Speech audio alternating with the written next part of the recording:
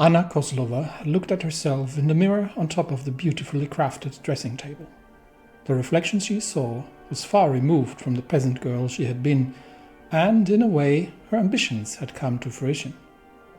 Only that while she certainly frequented the halls of power and, on occasion, nobility, and had tea and biscuits with important people, she also had ended up either extracting information from those people by means of seduction or theft, or outright liquidated them by poison, dagger, or, when the need arose, by use of her Tokarev.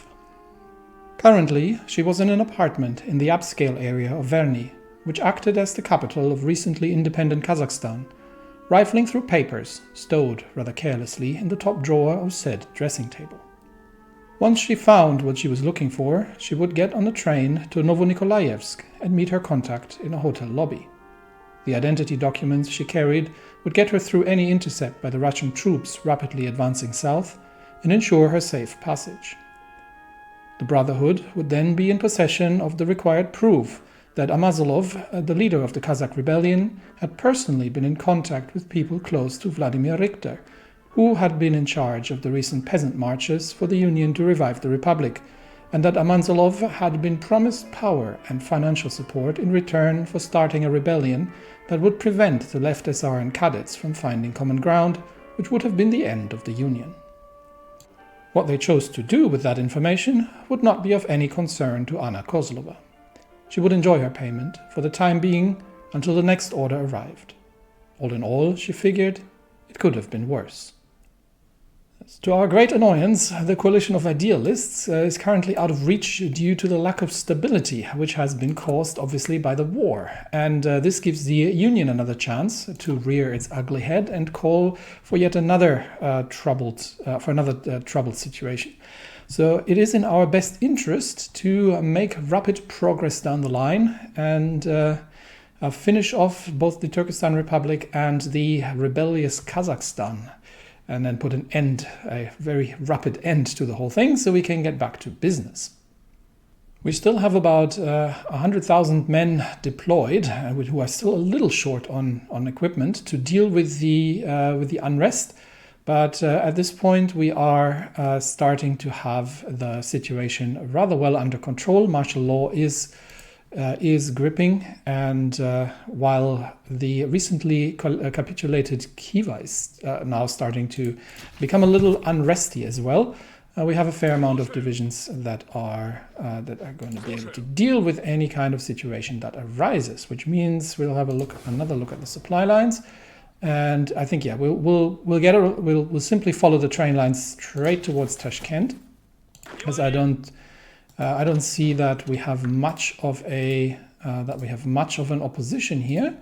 However, just to be sure, we'll get a second division to cover the southern flank of this and secure the southern approaches towards Tashkent, and we've got a third division which is going to cover the northern line and ensure that we are able to approach Tashkent safely from the north as well. And we've got a few more divisions here, which means that we can now actually cover even more ground, while at the same time dealing with the scattered enemy divisions around. We have an opportunity here, I think, yes, to encircle another 3 divisions. And in the east, we have found some resistance. We're waiting for the cavalry divisions to come in. And I think actually here we might see if we can just simply encircle the Kazakh cavalry that is stationed in the north and get through there while we are waiting for additional troops to arrive at the lines here. I think we'll send, we've got a few more divisions here that we will send to the front line in order to deal with the encircled troops, and then we can swing east to deal with the rest of them. We've got we have 2 unassigned mountain divisions, but I don't think we're going to need those. I think the deployed infantry should be sufficient for this. Current infantry is moving to secure the lines, yes, because we are, unfortunately, they are trying to reconnect the lines there. We will see how successful they're going to be with that. Okay, we've got additional infantry in the north. Anybody making a move here? No. So currently they're stationary. And we are encountering some resistance, so it's about time that we start getting the cavalry divisions into position. This one as well can simply make their way through. Okay, these two are just holding the cavalry in place in the north, and we are seeing some defenders in Bukhara, so Turkestan Republic. And yes, they have unfortunately reconnected their lines here. So I think we are going to have to, for now, wait for the, we'll delete this front line there. We'll wait for the troops in the north.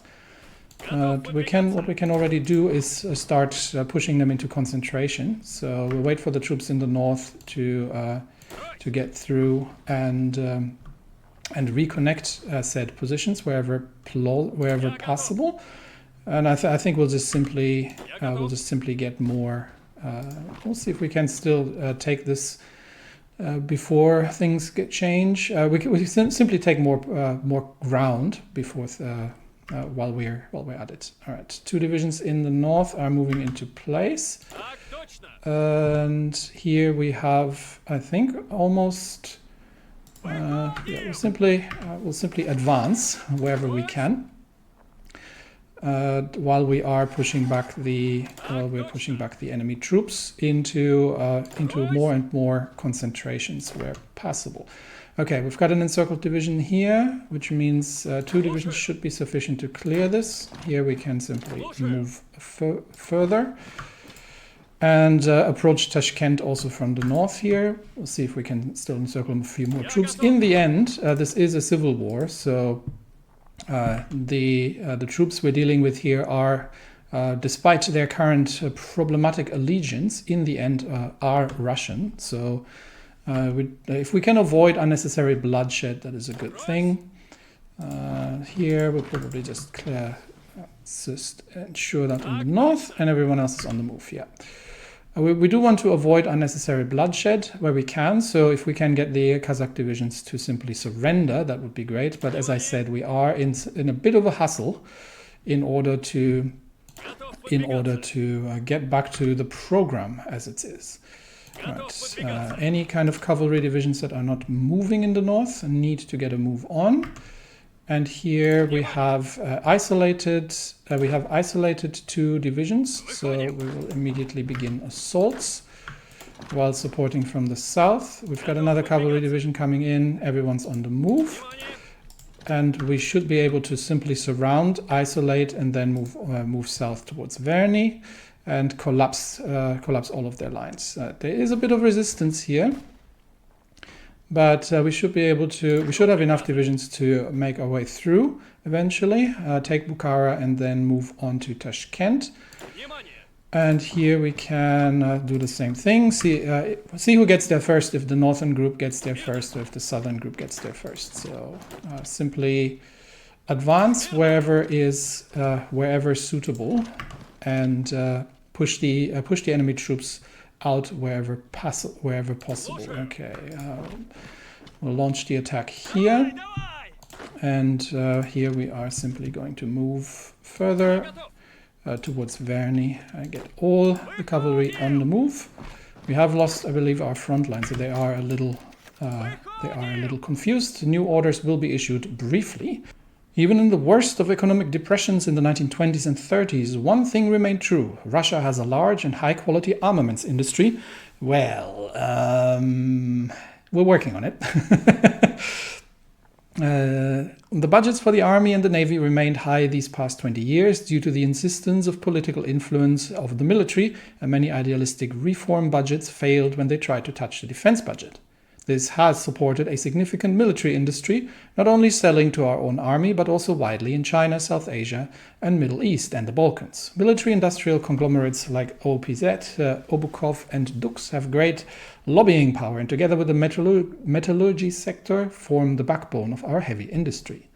This national importance has also led governments to often side with the shareholders instead of the workers, and the military industry has been vilified capitalist villain for Russian socialists, not only enslaving workers, but also encouraging war and destruction globally. The political influence of weapons manufacturers and close ties to many cadet governments has also annoyed the opposition. With the economic turmoil that Savinkov left, and a relatively strong foundation for our coalition, we can finally take action to at least curtail the influence of these companies, should we even want to. If we don't manufacture the bombs, someone else will. We get a free military factory, and 3 funds get funded, which is great. Which reminds me, we'd probably have a bit of equipment that is no longer required. So let's have a brief. I'll briefly go through and disband the air wings, everything except fighters and close air support, because I don't think we'll be doing any strategic bombing, and I don't want to start manufacturing split wings.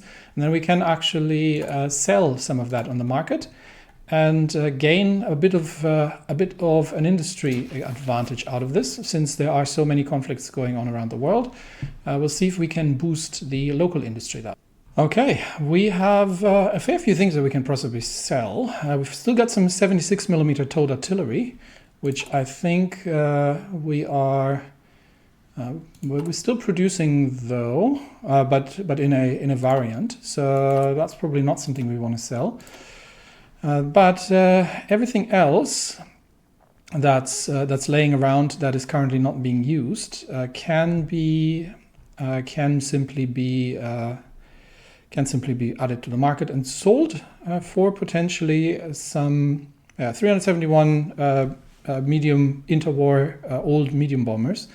We can sell those because we're not really going to be using them going forward. All right, that means we're probably going to have a few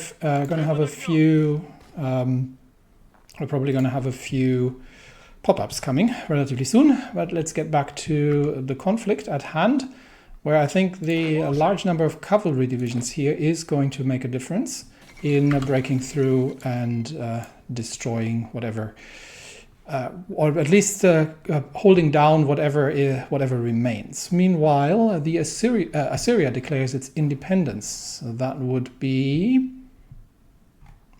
over here.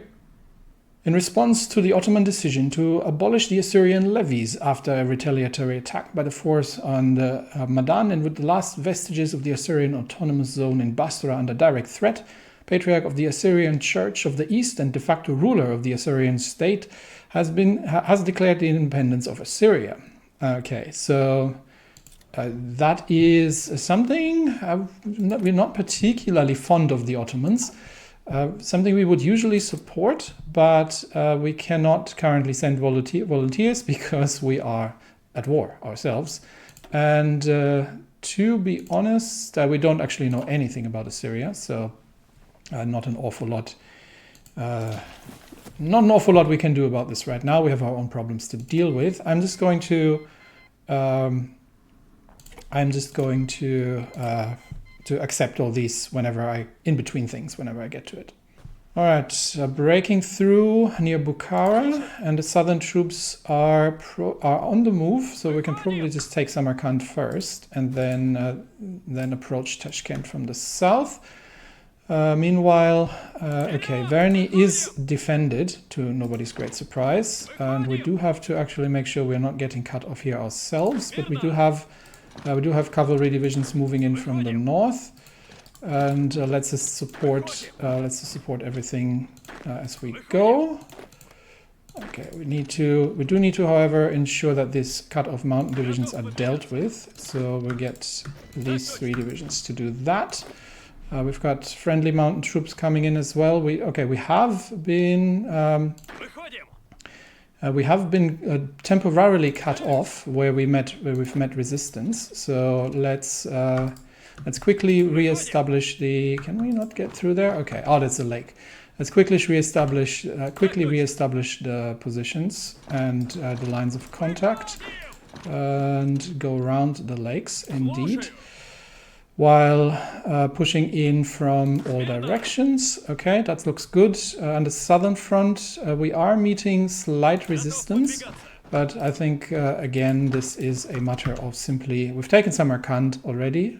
Simply a numbers game at this point, where we are where we are sufficiently outnumbering the enemy to simply break through the gaps in their lines and make our way towards the enemy capital. Now the 39th is currently somewhat cut off, but friendly troops are coming in from the north to support that. And now let's quickly accept that. And we have, we've got one division there that is somewhat encircled, which we will deal with as well. And then I think we are in a good position. Okay, we are going to have to defend here for now against the enemy onslaught. Let's see if we can manage to establish contact before the 39th gets overwhelmed. But we shall see if they can manage to hold on. That would be a loss.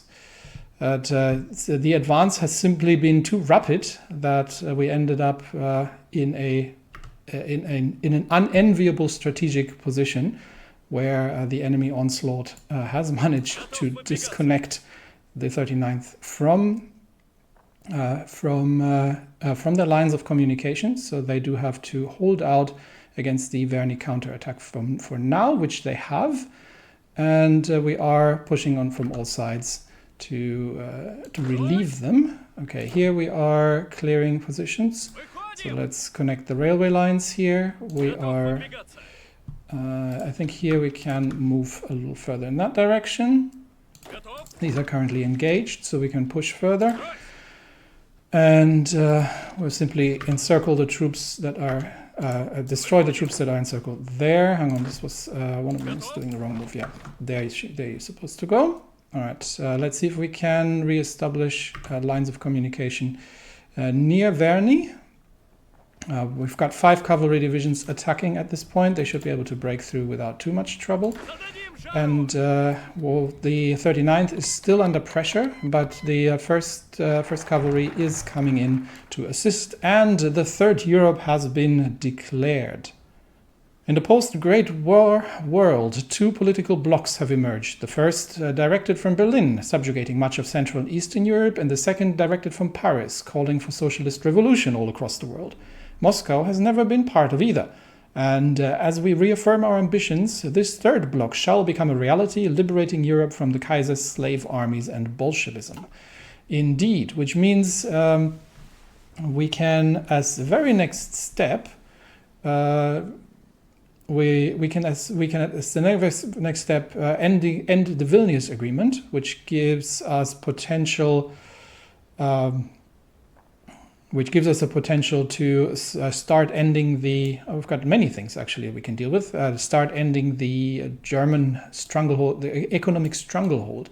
We, however, have a few more things that are useful in the other treaties. We've got the Imperial Advisory Council, which would, I think, greatly help the imperial popularity, which is currently a bit of a problem. We also have the democratic curriculum that we need to do. We can still address the people. None of these seem to be on any kind of timer. So we can actually now enable a formal treaty between France and Russia. So that is actually, that would trade oil, which would give us consumer goods factory of a fair amount. The problem is oil is scarce even for us. So I think the very first thing we'll do is the ending of the Vilnius Agreement, just to get that out of the way. And the French Republic has its own problems. Wherever that, well, here in Central Africa, so they're expanding in Central Africa in preparation for retaking the homeland. How are the other wars going? We haven't looked in a while. So the Italian Republic has expanded, and it looks like Mr. Mussolini is getting under pressure significantly from all sides. The Papal States have actually pushed back by the looks of it. So it looks like the Socialist Republic of Italy might not be going on for too much longer. In the States, I think not much has happened here, honestly. Friendly troops Minneapolis is the capital of the remnants of the USA, but then it becomes a three-way tug of war between these three. Let's have a quick look at the economic intelligence, and actually at the military intelligence as well. So this is 12 to 66 divisions, this is more, and this is significantly more. So I think without support, the Pacific states are going to be in trouble. We do have a potential decision that we can take to send rifles. Okay, and we can now also begin expanding our power projection. Great. So that's a new thing. We do have to restore store order in Turkestan. Then we've got 234 days to do that. I think we'll be doing that without too much trouble.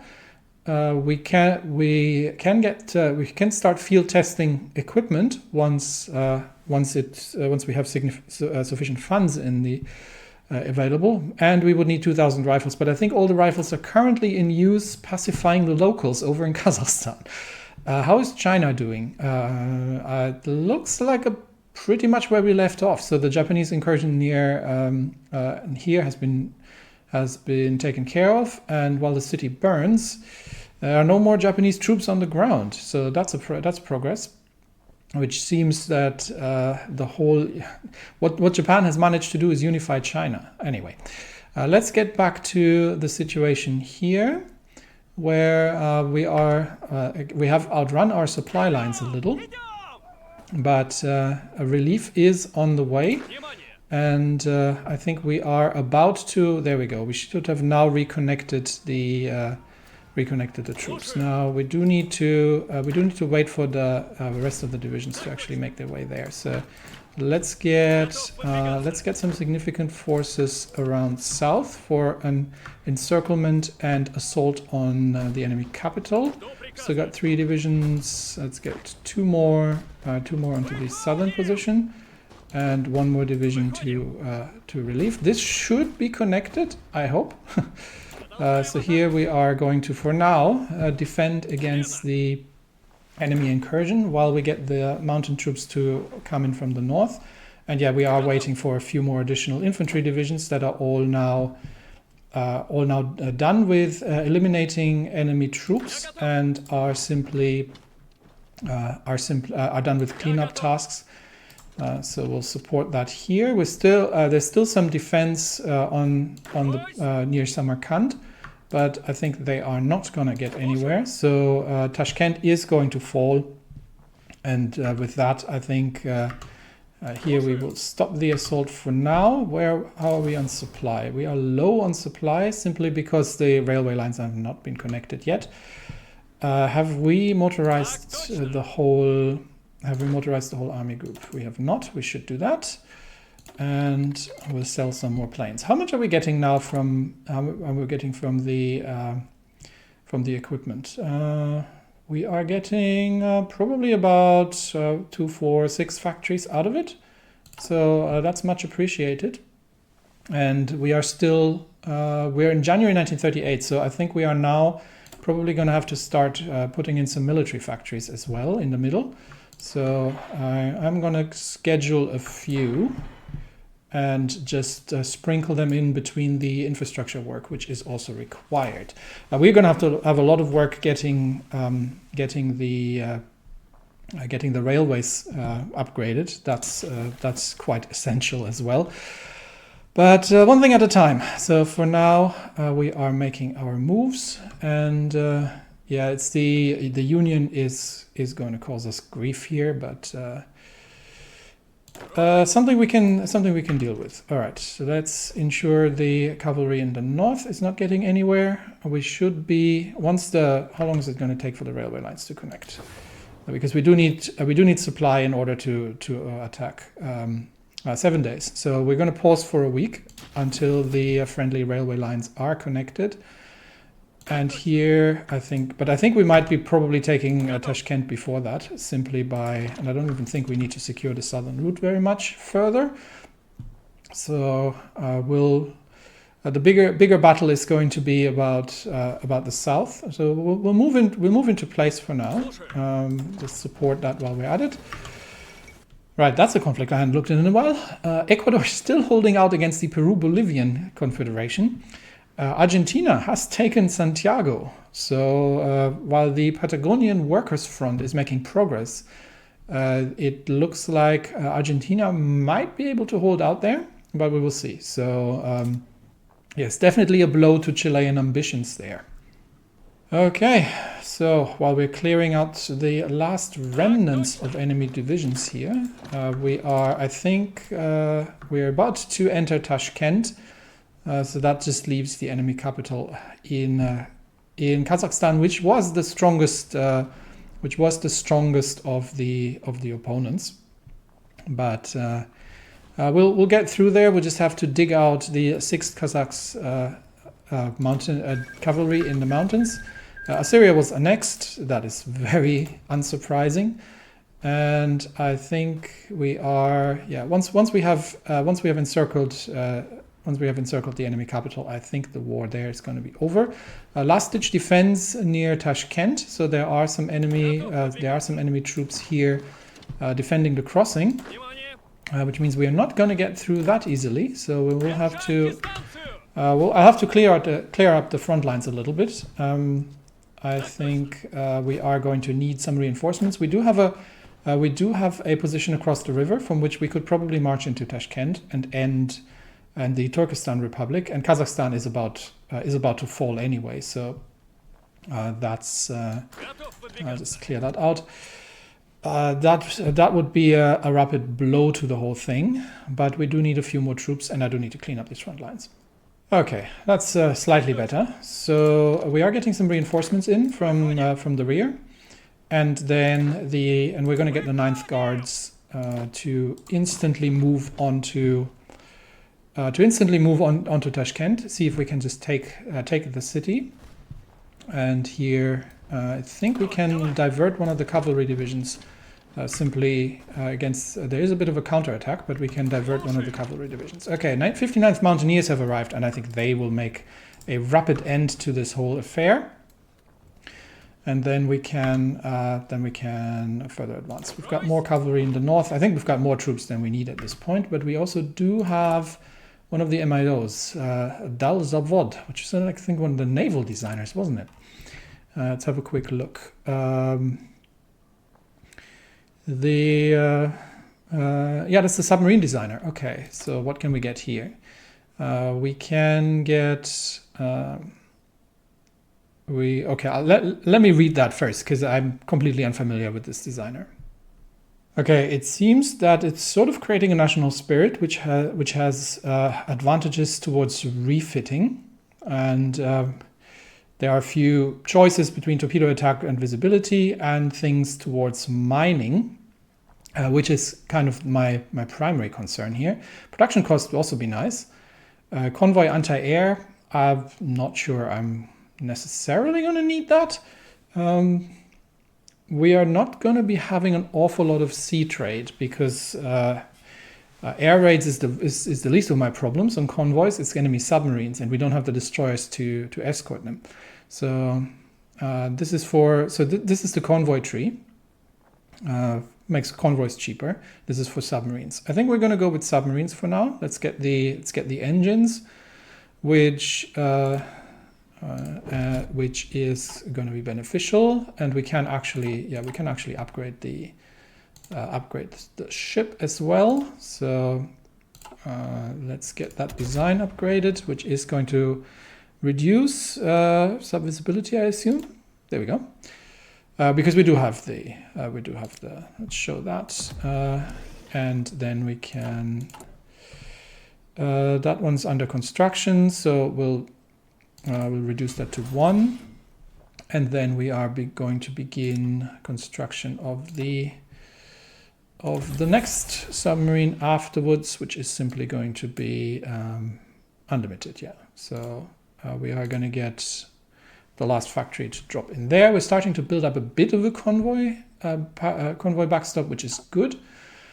And the research in the experimental facilities has, yes, we have made an insightful discovery, and we are, and yeah, Koshkin by now is has increased has increased at his skills in land warfare. I think we're getting very close to being able to produce flame tanks, which I am very excited about. So let's wrap up the situation here, and move into Tashkent, which hopefully let's actually check how far are they. Current wars, Russian-Kazakh war. Okay, yeah, Kazakhstan is almost done. Turkestan Republic might actually hold out after Tashkent, but I doubt it. So we are going to move into Tashkent with the 9th Guards and see if we can capture the enemy leadership, and if that manages to get them out of the war. The 6th Cavalry still holds out that mountain position, and the railway construction is still not complete. Okay, now it's starting to come along, so now we should start seeing supply coming through, and that should significantly improve the situation.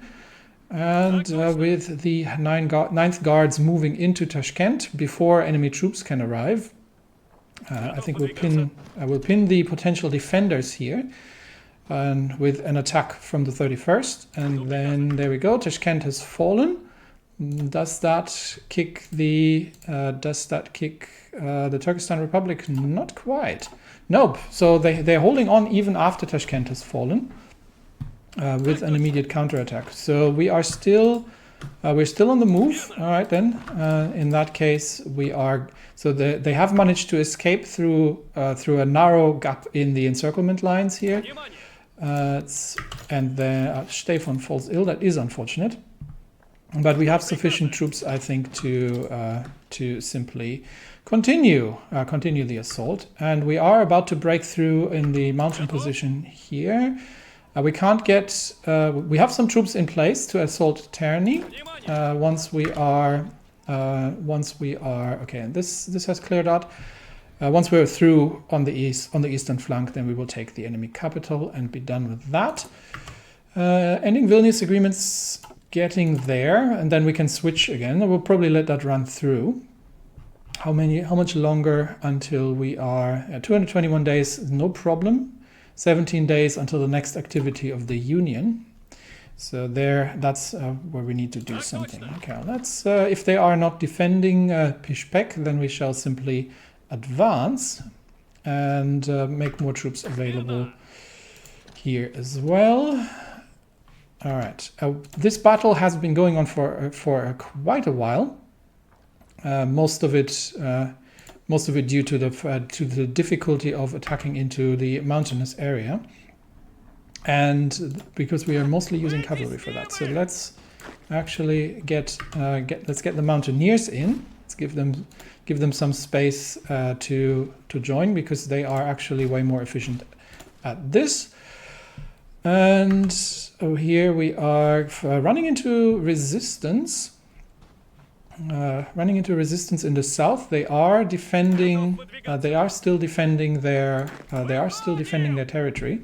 So with the compression of the front lines, also comes obviously the enemy ability to more rapidly or to actually defend the lines in some manner. So here we have broken through, and that means we are going to send the cavalry south, and we're going to get the mountaineers to begin the assault. Enemy troops have retaken positions in the north. That's fine. We can easily break that, and we have now. We're going to get some more troops forward, so we can move out east of Tashkent while the southern defenders are busy, and see if we can chase down the enemy government. All right, I think. Okay, they're still defending, so we will try and assault on Terni from here and see if we can manage to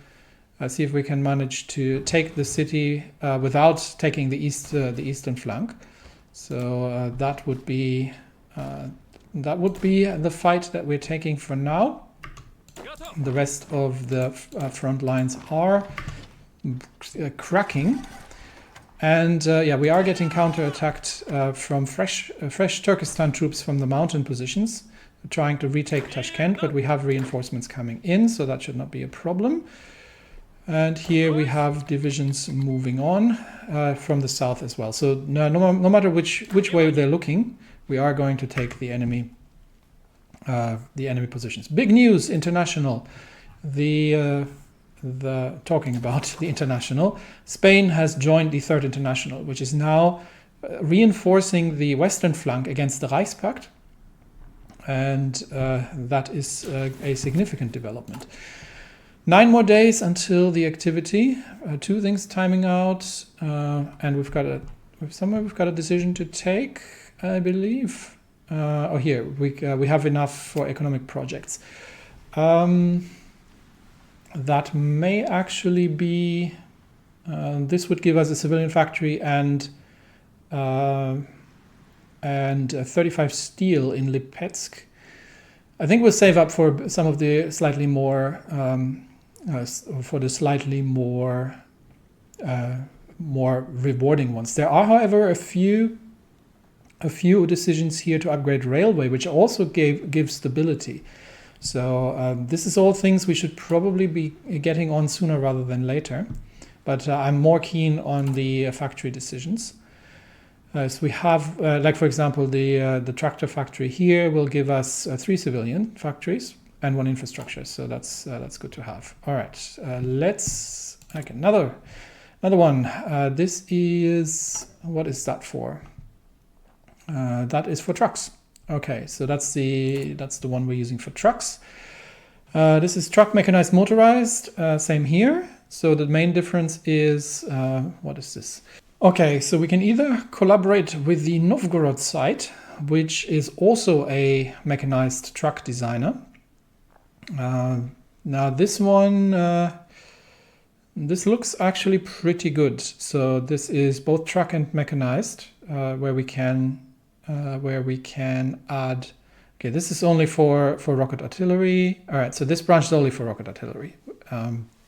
This one's for everything.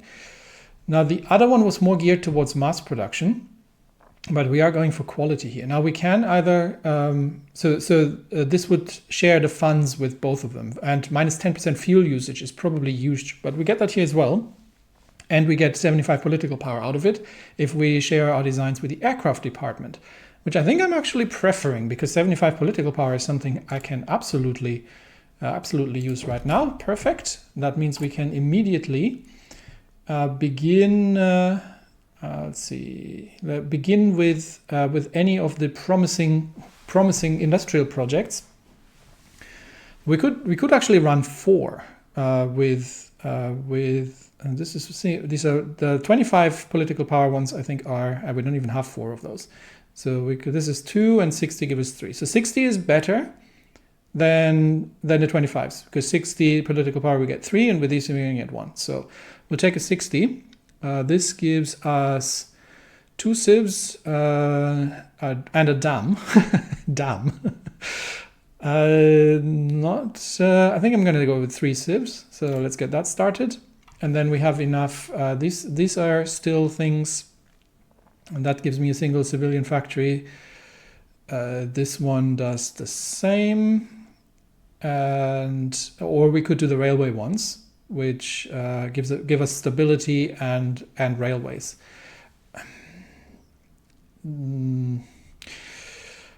I think we're going with the extra 35 steel for now. So let's get that going. That was fruitful. All right, let's get back to the war at hand, where I think are close to cleaning this up. All right. This is actually problematic. I have to make sure that our troops are not getting cut off here. Okay, what happened in the federal collapse, and that might change the American Civil War. Yes, so the United States of America have capitulated, the federal government has gone into exile, and their main forces have capitulated to the combined syndicates, who is now in control of their home area. Although the struggles between combined syndicates and US are over, combined syndicates are still an all-out war, and fighting continues elsewhere. And yes, So that means they have made a treaty which looks relatively decent for the Pacific states. They are controlling a large territory. Unfortunately, the industry is all where they're not controlling. So if we're looking army, or if we're looking industry-wise, they've got about 50 and 10. These ones gotten 80 and 20, so significantly more. So it'll probably come down to if the Pacific states can take a reasonable chunk out of the American Union state in the South, and then take on the syndicates. So that's what will happen. We shall see how that all ends up. In the end. All right, more assaults onto Verny, and various operations to try and break through towards the enemy capital. We've got the 9th Guards again on the move. We do have to keep holding. We have to keep holding Tashkent against potential enemy incursions. So let's make sure that happens. Sardinia has joined, and that means probably the.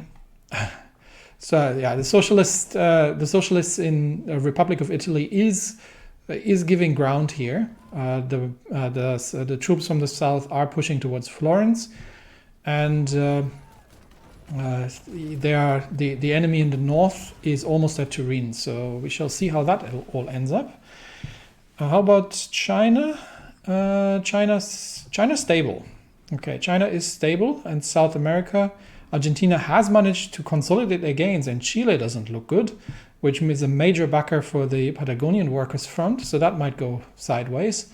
Ecuador still standing, because the Peru-Bolivian Confederation is also at war with Paraguay in the south. So big reshuffles there. But we have to concentrate on our own areas here.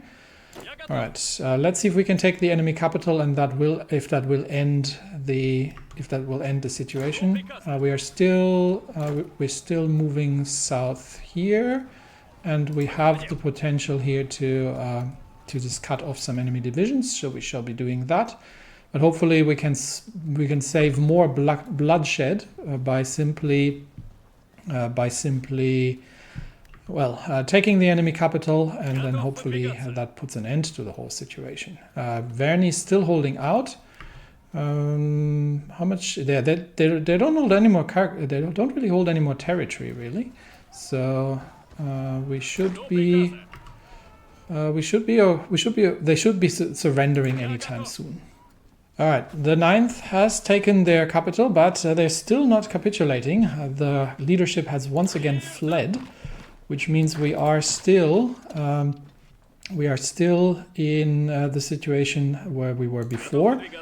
We'll keep the 9th will keep chasing them.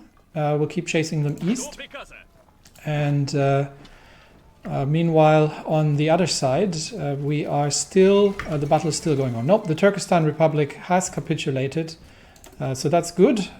Great news. Which means it's only the last remnants of the Kazakh rebellion left here. And with that, Kazakhstan is close to capitulation. So let's ensure that we clean up the last remaining territory that they are holding, and that I think their last stand is going to be in the capital, which is under significant attack. Which means also that how far are we away here? 3 more days, and here we are 8 days away. I think in 8 days we might be able to we should be able to clear this out. That's the long way around. Let's bring some more divisions onto the ground and see if we can I don't think anybody else is going to arrive in time. We do have a mountain division here. We can bring them in from the south, but I think by the time they get there, things will have turned one way or another. All right, so last desperate stand of this cavalry and the local militia, trying to defend against the assaults from multiple sides. Unfortunately, the approaches are not great because we are attacking from We are attacking from, we're trying to force the river in the north, and the troops in the west are unfortunately very much out of ammunition and supplies. So this still takes longer than it should. Though the old Christmas purges of 1929 were directed chiefly at clandestine supporters of Savinkov and the radical left within the Russian army, the most vocal among the reactionary right weren't spared either. General Mikhail Dieterichs earned a reputation during the Russian Civil War not only as an able general, but also as a die-hard absolutist and a zealot against the godless revolution. When the time came to rid the Russian army of threats to the Republic, it came as little surprise that Dieterichs was drummed out. He took his forced retirement poorly. The years since have seen him reinvent himself into a prolific author and a darling amongst Russia's dissatisfied monarchists. The former general's books have not only rallied against Russia's atheistic democracy, but likewise condemned Savinkov as a vampiric puppet of Poles and Freemasons. Okay, we're going off the deep end here, are we? His cabal of supporters calls themselves the Circle of St. George and have championed for the cause of the pretender Romanov, considered to be a proper Tsar rather than the line of Kirill, who had once marched in 1917 with a red cockade. What has become readily apparent is that Dieterichs was hardly just leading a book club. It seems the circle has contacts with many dissatisfied soldiers, chief among them the Cossack ataman Grigory Semyonov, who chose exile in Harbin in 1922 and is now essentially a mercenary warlord in cooperation with Zhang Zhulin. These guys, have security, keep a close eye on them. Secret societies, attempts, Poles and Freemasons, contacts with known terrorists. Yes, we are keeping a very close eye on these people because that's not happening. All right, we are getting ever closer here. We do have enough army experience for another doctrinal step. That would be 10% defense. Don't really need that right now. Although it does help with breakthrough, but we have so little breakthrough in the infantry that it's not really that important anyway. We might actually just stop the bloodshed here. There's really no need. And see that we can manage to get some troops around south to assist with the attack on the enemy capital.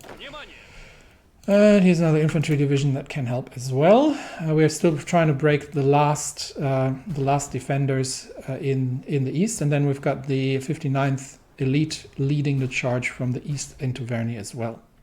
And this smells like the work of the Return of the Republic organization. An assassination rocked the country as the head of Voronezh police, Fyodor Dmitriev Nazarov, died while coming home from an opera. The murderer managed to flee the scene but left a message to the Voronezh police: death to the Tsarist dogs.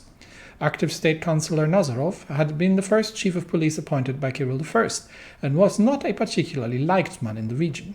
He was known as the epitome of a harsh Cossack leader, whose police career was marked by brutal efficiency. But none of these traits are unique to Russian law enforcement. It seems likely that he was specifically killed as a protest against the monarchy.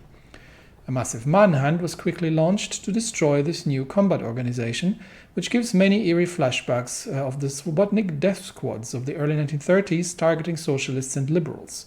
It is likely that the murderers may be former Swobodniks, though some socialist group like Social Revolutionary Maximalists is another likely guess. All right, so we have to deal with this. So we can lose 5% stability and focus on the right, which gives the left, the total list left, a boost. We can do the same on the other direction, or we can spend 30 political power to deal with everyone. I think that's probably worth it, because that's a significant chunk. So let's see, the National Populist, where are they even? Social Conservative, there they are. So that's the remnants of the. There's not an awful lot left. So I think this would pretty much eliminate these fringe parties, and also the syndicalists and the totalists. So if these guys have been behind assassinations, then that means they are actively acting against democratic forces. 30 political power is not great, but I think that amount, plus we're saving 5% stability, is probably worth it. So let's do that. And with that, we should see, I think a lot of these small things have pretty much disappeared, yes. And we now have 32% on the cadets. So that's cleared that up, but that was the activity. We now have some left-wing anger going on again. It's not much though, so we'll deal with it. All right, here simply it's a matter of getting sufficient troops, getting the troops through, and getting sufficient power to deal with the remaining defenders. Peace deal has been signed between Puerto Rico and the Dominion of Canada. What was? Oh yeah, they were fighting in the Caribbean. Okay. All right, so I'll have a quick look at the states, and it looks like the Pacific states are getting pushed back here, although they have made some progress towards San Antonio, but the Union has massively expanded their territory here by the looks of it. However, the Union is threatened in the east because the syndicates are having the potential of cutting off everything here, which would, if the syndicates can make their way up to Houston or New Orleans, then that is going to be a significant problem. Do we have the rifles to support the Pacific states? We do not, simply because we are now having 134,000 men in garrisons across the occupied territory, which is less than ideal. And that means we are short by significant numbers on infantry equipment. That leaves an interesting question, because there was one... I might need 1,000 rifles to pacify the place, and I don't have 1,000 rifles because of resistance. Where are we currently deploying our operatives? Yeah, that looks about right. These are the resistance hotspots. That is going to come down eventually. Are we using the right law for occupied? We're using martial law here. That's going to be martial law as well, Turkestan. Okay. Do need to get the, I don't care about the, and here as well. I don't care about the situation in terms of compliance. We just want to keep the resistance down. So let's see if the war ends once we take the capital, or if we need to actively run some pacification methods as well. Getting troops into position to support these positions is a painful process. Okay, but we have ended the Vilnius Agreement.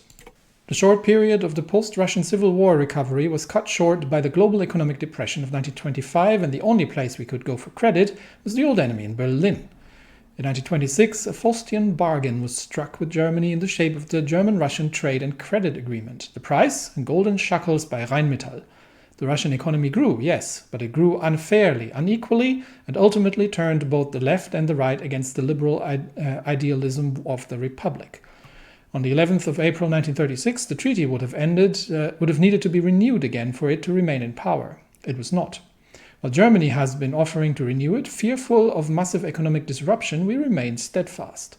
The Russian interest rate has soared overnight, but we have also been able to trigger tariffs and additional taxes against businesses from Middle Europa and have gained the legal basis to start demolishing the German economic shackles around Russia. That should have unlocked... the... okay, we've got so many things to do. I've got Siberian industrialization economic projects. Where are the... up here, yeah, the stronghold German capital. So we should now be able to... start going through that, and I think that's going to be the next sink for political power once we get some to start dismantling these. We will see. Because I think they are, they're one by one. So they are.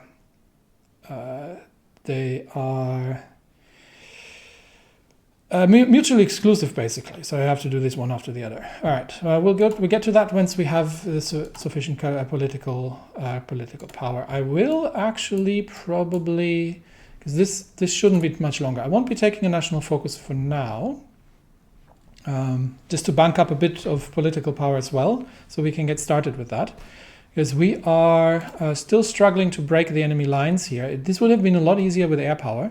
But the positions are just simply so difficult to assault that so we're attacking into mountains across the river here, and the troops in the south it'll take forever to get there. So send any divisions we have, any divisions we have in the area to assist with the attack here.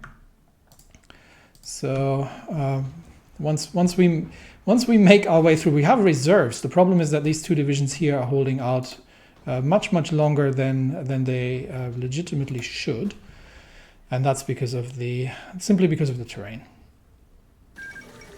And we have the Treaty of Skopje, and that means I think Serbia is done with their insurrection. Yes, they are done, and we can.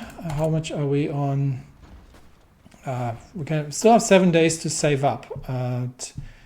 We're now actually getting a bit more political power in. I don't want to waste the time, but I also don't want to start something and then having to abandon it again. So let's make sure we break through here, and then we take the capital out before this. We can.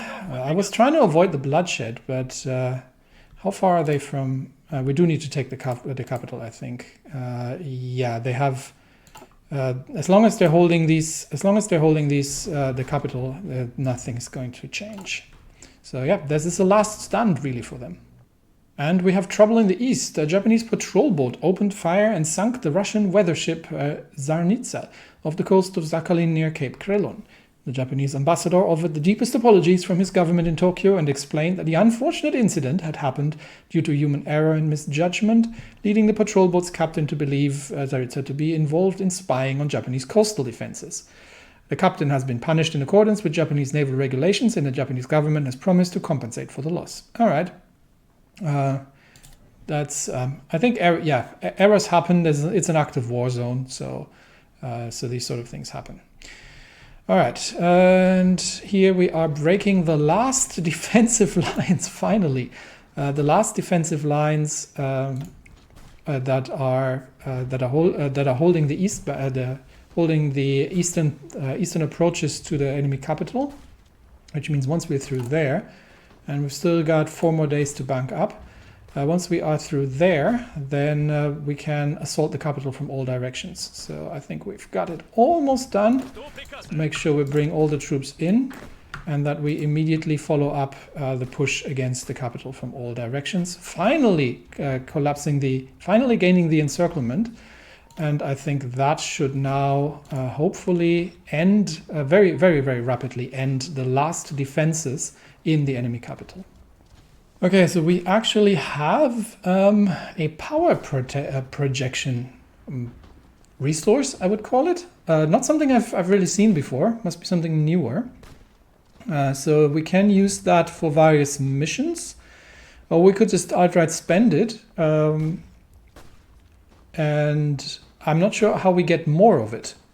So there might be focuses that give us additional, but this gives us 10% political power gain plus war support for 70 days, and then political power dump at the end. Given how urgently we need political power, I think this is worth spending over trying to